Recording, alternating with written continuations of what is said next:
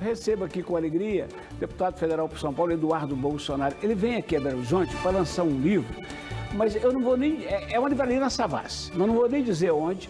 Os ingressos estavam disponíveis no Simpla, mas como eu imaginei, o Sérgio Americano, que é um dos anfitriões dele em Belo Horizonte, já avisou. Tem 3.000 pessoas na fila para um restaurante que cabe 350. Seja bem-vindo, deputado. Boa tarde. Satisfação é minha conhecer aqui o famoso cantor, jornalista Eduardo Costa. A confusão é permanente, viu? A confusão é permanente. Quando eu queria falar com o Eduardo Costa, eu falei, pô, então vai ter uma cantoria. Mas tá bom dos dois jeitos. O homem é poderoso. São os Eduardos, né? Aqui, Jair Bolsonaro, o fenômeno ignorado. Eu fiquei pensando, mas ignorado por quê? Só se for pela mídia, como a família sempre queixa, porque quem tem mais de 50 milhões de votos não é ignorado. Na verdade o que a gente quis ali, Xará, era colocar um registro histórico, porque para falar mal tem muita gente já, tem todo um consórcio daquela parte da velha imprensa que a qualquer espirro do presidente falava mal dele, criticava ele. Então eu junto com o Matheus Colombo, que é um escritor do Rio Grande do Sul, já experiente em fazer biografias, a gente traçou ali um pouco da trajetória do presidente Bolsonaro, enquanto militar, vereador, deputado federal, até chegar na eleição de 2018. Eu o conhecia pouco antes da presidência. Nesse período, eu ficava repetindo insistentemente, alguém tem que falar com esse homem para poder segurar o vernáculo, ele fica quieto, porque que isso vai atrapalhar, porque eu via valor no Guedes e toda a equipe econômica, na Tereza e toda a equipe do agrobusiness, eu via valor em muitos ministros, mas ele é aquele trem descarrilhado. Ele optou lá atrás por combater o politicamente correto? Ele nunca se permitiu, ele se sente como traindo a si mesmo se ele começar a falar daquela maneira perfumada, igual determinados políticos. Porque o que está na boca do povo é realmente a revolta, a indignação. É escândalo de corrupção, é assassinato, Brasil com nível de assassinato e homicídio igual a países em guerra. Então isso daí não dá para você chegar simplesmente e falar, veja bem. Então ele é muito espontâneo, ele não se permite ser moldado pelo politicamente correto. E em que pese ele ser muito aconselhado nesse sentido, Eduardo, de tentar moderar um pouquinho mais enquanto presidente, etc., mas é o jeito dele. É o jeito dele e isso daí é difícil de mudar. Há que se respeitar. Vamos a um pequeno exemplo dentro dos 1000. Vacina. O presidente da República, até onde eu alcanço, não deixou de mandar dinheiro para os estados, para os municípios. No caso de Minas Gerais, ele inclusive ajudou o Zema a botar os pagamentos em dia, mas toda vez que ele falava da vacina, detonava a vacina. Aquilo causava um incômodo danado. Na verdade, ele é injustamente falado pelo pessoal da esquerda, o PT, PCdoB, PSOL, de ser uma pessoa anti-vacina.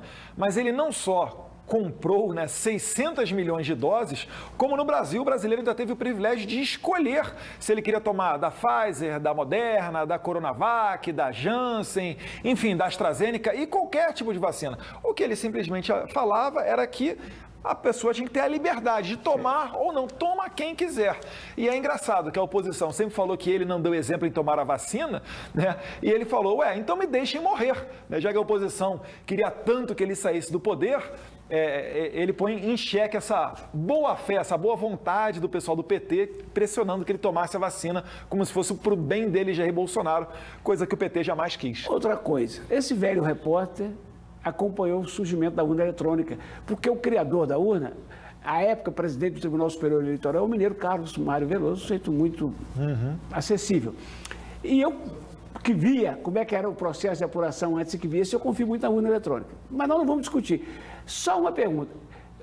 A família agora está mais convencida de que a urna funciona, porque te elege muito bem, 700 mil votos. O Flávio e todo mundo, o próprio presidente, 50 mil. Ainda há dúvidas em relação ao processo eleitoral e à urna eletrônica? Eu continuo desconfiado. Eu não vejo motivo por que não aperfeiçoar um sistema. E esse argumento que muitas das vezes utilizam contra nós, falando que nós somos... Eu não estou falando mal de você não, tá? Mas falando o seguinte, Eduardo, você foi o mais votado em 2018, o seu irmão é senador, etc. Verdade. E é com essa autoridade que nós queremos melhorar o sistema. Porque imagina só, se eu tivesse perdido, o que queriam falar? Que eu sou um mau perdedor, que eu estou usando como desculpa a urna eletrônica. E não, eu fui muito bem votado. Mas eu acredito que nenhum sistema é perfeito. Sempre dá para a gente melhorar, colocar algumas camadas a mais de segurança. E também sanar as dúvidas do cidadão. Poxa, é um sistema totalmente complexo, é criptografia e os negócios complicados.